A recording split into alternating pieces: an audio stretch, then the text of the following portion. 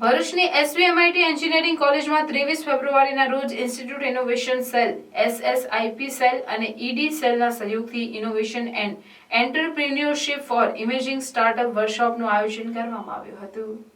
આ કાર્યક્રમના વક્તા Shrimati Darshana Thakkar, CEO and founder transformation the strategy hub Baroda દ્વારા એસવીએમઆઈટી કોલેજના 100 જેટલા વિદ્યાર્થીઓ તથા પ્રોફેસરોમાં ઇનોવેશન પ્રત્યે જાગૃતતા તથા નવા ઉદ્યોગો સ્થાપવાની પ્રેરણા આપવામાં આવી હતી. આ વર્કશોપનું આયોજન સંસ્થાના ડાયરેક્ટર જીવરાજભાઈ પટેલ તથા પ્રિન્સિપલ ડોક્ટર સંકેત ભાવસારના માર્ગદર્શન હેઠળ એસએસઆઈપી કોર્ડિનેટર ડોક્ટર દીપક દેઓરે અને પ્રોફેસર જિજ્ઞાસા પટેલ દ્વારા કરવામાં આવ્યું હતું.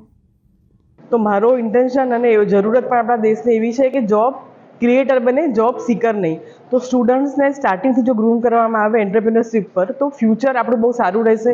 આપણા દેશમાં ઇનોવેશન ઘણું આગળ વધી રહ્યું છે. સ્ટાર્ટઅપમાં પણ સરકારનો બહુ સરસ સપોર્ટ છે. તો આજનો આપણો પ્રોગ્રામ સ્ટુડન્ટ્સ લક્ષી છે. સ્ટુડન્ટ્સને એન્ટરપ્રિન્યોરશિપ અને ઇનોવેશન કેવી રીતે આગળ વધારીને એ લોકો જોબ સીકરને બદલે જોબ ક્રિએટર બની શકે એને માટેની સરસ માહિતી આપવા માટે આપણે જે બધા ભેગા થયા છે. એન્જિનિયરિંગના સ્ટુડન્ટ્સોમાં ઘણી બધી ઇનોવેશનની સ્કિલ્સ હોય છે, પણ એને પ્રોપર ગાઈડન્સ, પ્રોપર મેન્ટરિંગ ના મળે એના લીધે એ લોકો ભટકી જાય છે અને જોબ શોધવા માંડી પડે છે અને જોબમાં પણ ઘણી બધી સ્ટ્રગલ પછી સફળતા મળી રહી છે. તો આપણે આજનો પ્રયત્ન એવો જ રહેશે કે આપણા સ્ટુડન્ટ્સ મેક્સિમમ એન્ટરપ્રિન્યોરશિપ તરફ વળે અને પોતાનો ઉદ્યોગ શરૂ કરે, ઇનોવેટિવ ઉદ્યોગ શરૂ કરે અને બીજાને પણ રોજગારી આપવામાં મદદ કરે.